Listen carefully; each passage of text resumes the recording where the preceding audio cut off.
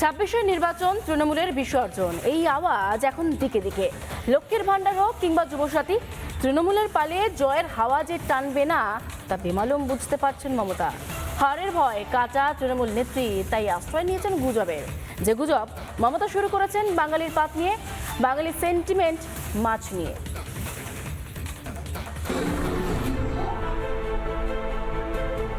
SIR আটকাতে পারেননি মমতা, তাই ভূতের ভোটে জয় পাওয়া এবার অতীত।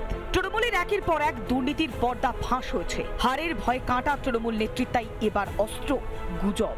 মাছে ভাতে বাঙালি, বাঙালি মাছ না খেয়ে থাকতেই পারে না।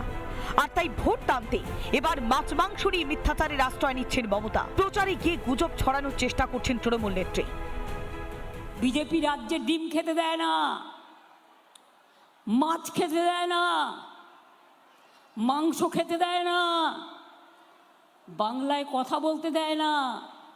ওরা চায় বাংলাটাকে দখল নিয়ে বাংলার মানুষকে টাইট দিতে, আর আপনাদের এর বিরুদ্ধে ফাইট দিতে হবে।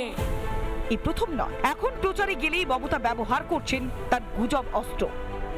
বিজেপি রাজ্যগুলোতে বলছে মাছ খাবে না, মাংস খেতে গেলেই পেটাচ্ছে।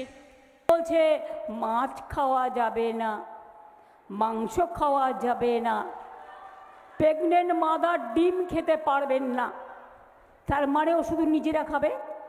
বিজেপি রাজ্যগুলোতে বলছে মাছের দোকানে মাছ বিক্রি করলেই মারছে। এমনকি দিল্লি চিত্তরঞ্জন পার্কেও বাঙালি এরিয়াতে, বাংলার বাইরে যেখানে বিজেপি আছে মাছ খেতে দেয় না। মাছের দোকান বন্ধ, মাংসের দোকান বন্ধ। ইতিমধ্যে মমতার মিথ্যাচারের পর্দা ফাঁস হয়েছে। সামনে এসেছে আসল তথ্য, যেখানে দেখা যাচ্ছে মোদির আমলে ভারতে 106% মাছের উৎপাদন বেড়েছে। শুধু তাই নয়, বিজেপির আমলে ত্রিপুরা বাংলার চেয়েও বেশি মাছ খাচ্ছে। এই পরিসংখ্যানও সামনে এসেছে। ভোটের স্বার্থে শুধুমাত্র গুজব ছড়াচ্ছেন তৃণমূল নেত্রী। বাঙালির অস্মিতা জাগাতে গুজবে কি ভরসা মমতার? মাছে ভাতে আমাদের বাঙালি থাকবে, এর সঙ্গে বিজেপির কোনো বৈরিতা নেই। প্রতিদিনই প্রায় মাছ ভাত খাই আমরা, এবং আমাদের সকল কর্মীরাই খায়। ভারতীয় জনতা পার্টি কোনো অভ্যাসের সঙ্গে তাদের কোনো বৈরিতা নেই।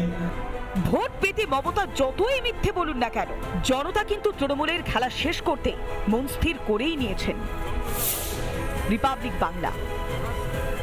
নানা ধরনের কন্টেন্ট দেখার জন্য লাইক করুন, শেয়ার করুন আমাদের ফেসবুক পেজ, সাবস্ক্রাইব করুন আমাদের ইউটিউব চ্যানেল। পাশাপাশি অন্যান্য ব্রেকিং নিউজের জন্য অবশ্যই চোখ রাখুন রিপাবলিক বাংলায়।